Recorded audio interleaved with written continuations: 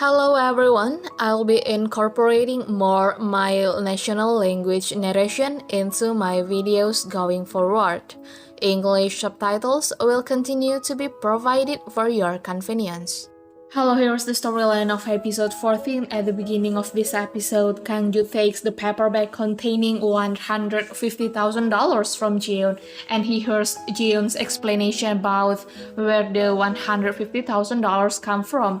Here, Kang-ju prevents Jiyeon from seeing the money and asks Jiyeon to stop looking for her lost money.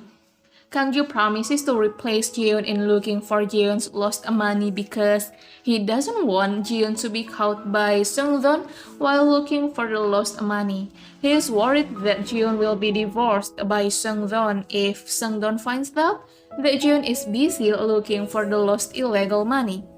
Kang-ju sees $1,000 with the series AA in the paper bag, which means that the $1,000 is Jiyeon's illegal money. Kang-ju keeps his promise to Jiyeon.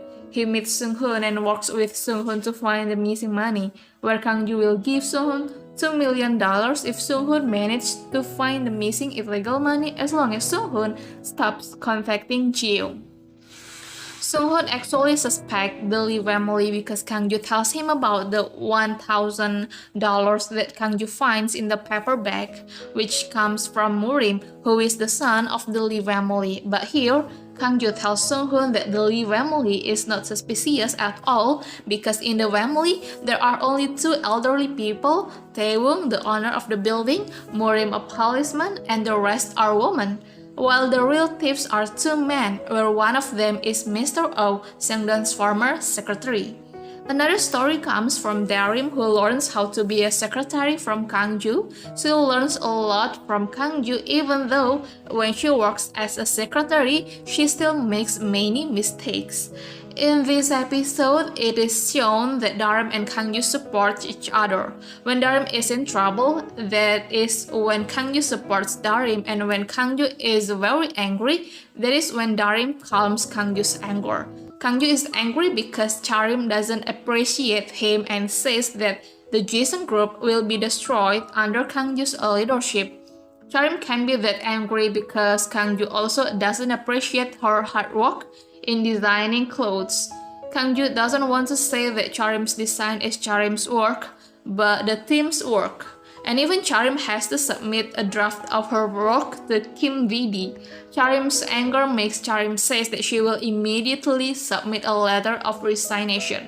When Darim hears this, what she says to Kang-ju is that Charim isn't serious about what Charim says, and Charim won't resign from the Jiyeon group.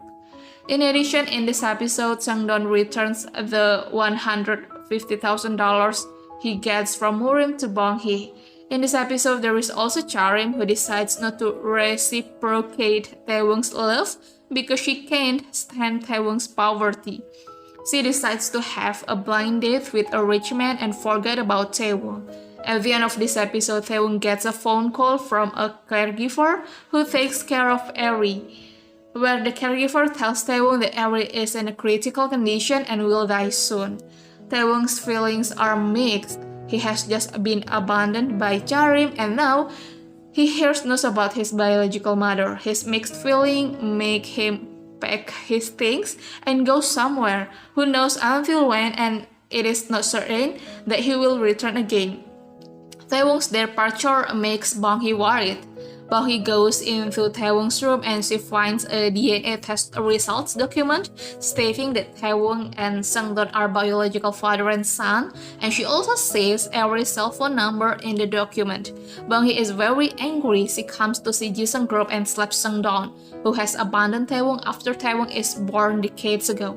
With the slap from Bonghee, that means that Seungdon has been slapped twice that day because previously he has just been slapped by Jiyeon, who also just finds out that Seungdon has a son named Tae-woong.